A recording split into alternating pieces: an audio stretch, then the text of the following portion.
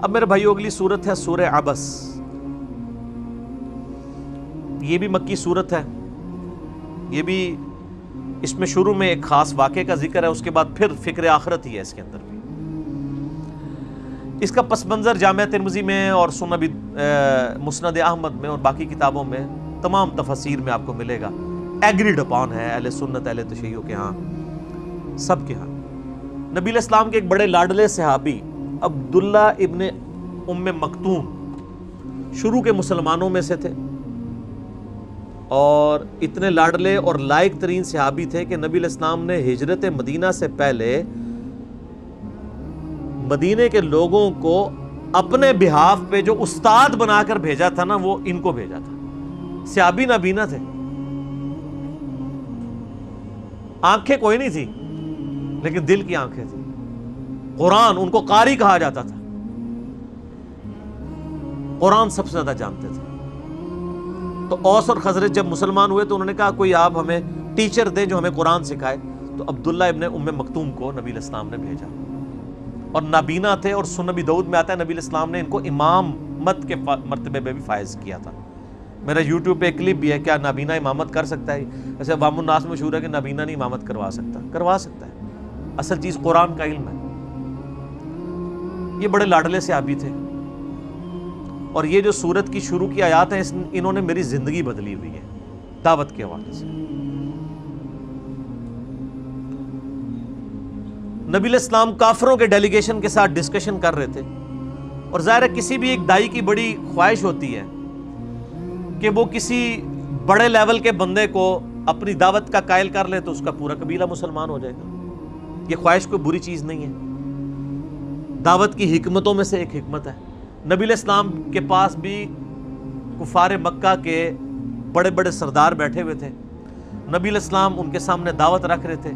اس دوران عبداللہ ابن ام مکتوم وہاں آگے, وہ نابینا تھے, انہوں نے نہیں دیکھا کہ حضور کے پاس اور لوگ بیٹھے ہوئے ہیں. تو انہوں نے آواز لگائی کہ یا رسول اللہ مجھے ایک مسئلہ بتا دیں آپ, میں نے دین کا ایک مسئلہ سیکھنا ہے.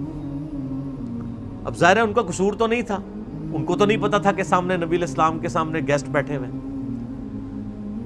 تو نبی صلی اللہ علیہ وآلہ وسلم نے ناگواری کا اظہار کیا, زبان سے نہیں, آپ کے چہرہ مبارک پہ ناگواری کے آثار آ گئے,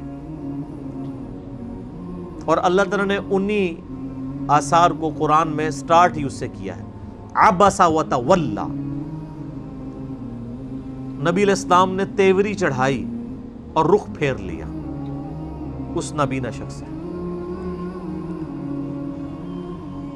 میں پھر کہوں گا کہ بابوں کا خدا اور ہے اور کتابوں کا خدا اور ہے.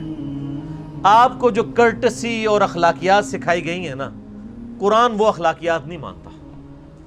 قرآن ننگی تلوار ہے, کیونکہ قرآن جو اخلاقیات بتا رہا ہے اصل میں وہ اخلاقیات ہے. آپ کی اخلاقیات یہ ہے کہ آپ کسی کے گھر جائیں, دروازہ کھٹکھٹائیں, وہ دروازہ نہ کھولے تو آپ اس کو بد اخلاق سمجھتے ہیں.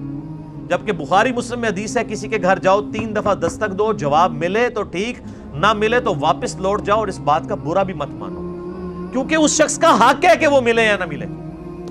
اور قرآن حکیم میں سورہ نور میں یہ بھی آیا ہے کہ 3 اوقات میں تو تم جا ہی نہیں سکتے کسی کے گھر میں. مجھے تو بڑا غصہ آتا ہے دوپہر کو 3 بجے آ کے آپ کے گھر کوئی دستک دے.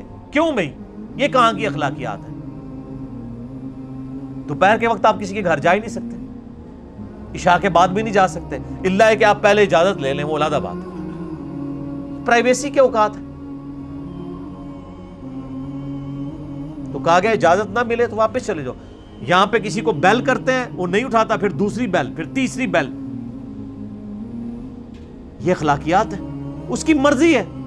موبائل فون نے تو عذاب میں ڈال دیے لوگوں کو.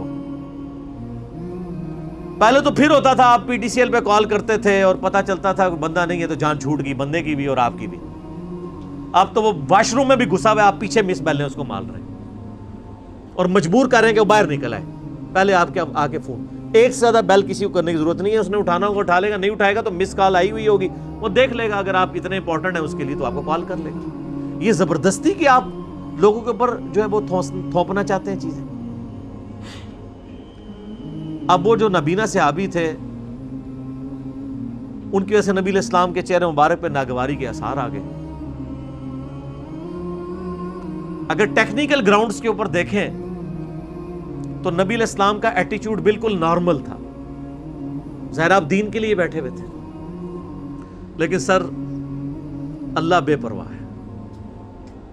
قرآن میں جو پہلے اپنے آیات سنی نا, انما انت منذر من یخشاہا, آپ تو صرف اس کو ڈر سنائیں جو ڈر جائے.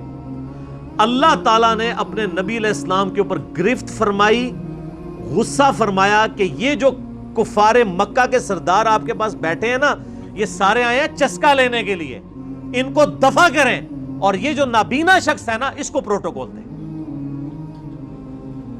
میں بھی یہی کرتا ہوں. لوگ رابطہ کرتے ہیں نا جو بڑا ضروری مسئلہ ہے, میں کہتا ہوں ضروری مسئلہ ہے تو ادھر آؤ, ادھر آؤ گے تمہیں تلیوں پہ اٹھائیں گے. لیکن ہم کسی کے ملازم نہیں ہے کہ اس کے پاس جا کے اس کو دعوت و تبلیغ کا کام کریں گے. آپ کی ضرورت ہے آپ آئیں, یہاں بیٹھیں, جب تک آپ تھک نہیں جاتے میں نہیں اٹھتا. لوگوں کو پتا ہے میں 8-8 گھنٹے بھی ایک نشست میں بولا ہوں. تو میں نے اس چیز سے جو میرے پاس چل کے آتا ہے پورا پروٹوکول دیتا ہوں اسے. نبی علیہ السلام کو اللہ تعالیٰ نے ڈانٹا کہ وہ نابینا تو آپ کے پاس خود مسئلہ سیکھنے کے لیے آیا تھا, اس کی طرف آپ نے تیوری چڑھائی ہے, حالانکہ آپ نے زبان سے کچھ نہیں کہا. اور یہ جو منوس ہمارے سامنے آپ نے بٹھائے ہوئے ہیں نا, یہ تو سارے چسکا لینے کے لیے آئے ہوئے ہیں. انہوں نے بات شاید کوئی نہیں سننی ہے. ان کو چھوڑیں, جو پاک ہونا چاہتا ہے اسے پاک کریں. تو اس چیز سے میں نے چیز سیکھی ہے کہ کسی کو لولو پوپو کرنے کی ضرورت نہیں ہے, چاہے بڑے سے بڑا انسان بھی ہو, اور اس کے آگے آپ اپنی آنکھیں بھی بچھا دیں جو خود سے دین سیکھنے کے لیے آپ کے پاس آتا ہے. میں نے اس سے یہ چیز سیکھی ہے. نبی علیہ السلام کو اللہ تعالیٰ نے اس نابینا شخص کے پیچھے ڈانٹا, اور اس کے بعد جب بھی عبداللہ ابن ام مکتوم آیا کرتے تھے نا تو نبی علیہ السلام پروٹوکول دیا کرتے تھے. آپ فرماتے تھے اس کی وجہ سے اللہ تعالیٰ نے میرے اوپر عطاب کیا ہے, یہ بڑا لاڈلا ہے. ہائے ہائے ہائے. عبس وتولی, تیوری چڑھائی اور رخ پھیر لیا. ان جاءہ الاعمی, صرف اس وجہ سے کہ آپ کے پاس ایک نابینا شخص آیا. وما یدریک لعلہ یزکا, آپ کو کیا معلوم وہ پاکیزہ ہونا چاہتا ہے. او یذکر تنفعہ الذکر, یا وہ غور و فکر کرتا تو نفع پہنچاتی اس کو آپ کی نصیحت. یعنی یہ تو نصیحت حاصل کرنے کے لیے ہے. اما من استغنا, لیکن وہ جو ہے بے پرواہ, یہ جو آپ کے سامنے ٹگے بیٹھے ہوئے ہیں کافروں کے سردار, فأنت لہو تصدی, آپ اس کی طرف تو توجہ کرتے ہیں. وما علیک اللہ یزکا, اور آپ پر کوئی ضرر نہیں ہے اگر وہ نہ بھی سدھریں. اللہ فرما رہا ہے یہ جو سامنے آگے بیٹھے ہیں نا یہ نہ بھی سدھریں. آپ کا کام تو آپ دعوت دے چکے ہیں, پہلے بھی کئی بار دے چکے ہیں, یہ تو دفع ہونا. ان کے بارے میں تو آپ کو نہیں پوچھا جائے گا, لیکن جو آپ سے دین خود سیکھنے کے لیے آیا ہوا ہے اس کو آپ پروٹوکول دیں. وَأَمَّا مَنْ جَاءَكَ يَسْعَى, اور جو آپ کے پاس آیا ہے دوڑتا ہوا, وَهُوَ يَخْشَى, اور وہ ڈر بھی رہا ہے, اللہ کا خوف رکھتا ہے. سَيَذَّكَّرُ مَنْ يَخْشَى, نبی اس کو نصیحت کریں جو ڈر جائے. قرآن میں ہدایت ڈر جانے والوں کے لیے ہے, بے خوفوں کے لیے نہیں ہے, خواہ ان کی داڑیاں ہوں پگڑیاں ہوں. ہدی للمتقین, ڈر جانے والوں کے لیے. فَأَنْتَ عَنْهُ تَلَخَّى, تو آپ اس سے بے رخی کرتے ہیں. کلا, ہرگز نہیں. انہا تذکرہ, یہ تو نصیحت ہے. فمن شاء ذکر, تو جو چاہے اسے قبول کر لے. اللہ تمہارا یہ قرآن نصیحت ہے, جو اس کو قبول کرنا چاہتا ہے آپ اس کو ہدایت کی طرف بلائیں. جو آتے ہیں صرف روزانہ علمی بحثیں کرنے کے لیے, خام خواہ چسکے لینے کے لیے, ان کو چھوڑیں. اسی لیے ہم نے یہاں کا بھی مناظرے کا ماحول نہیں رکھا. ہمارے ساتھ کوئی آگے بات بھی کرتا ہے, ہم کہتے ہیں یہ میرا موقف ہے, آپ نے اڈاپٹ کرنا ہے, ٹھیک, نہیں تو جائیں کسی اور کے پاس. آپ یہ کوشش نہ کریں کہ آپ مجھے منوا لیں یا میں آپ کو منوا لوں. منوانا تو اسلام میں ہے ہی حرام ہے.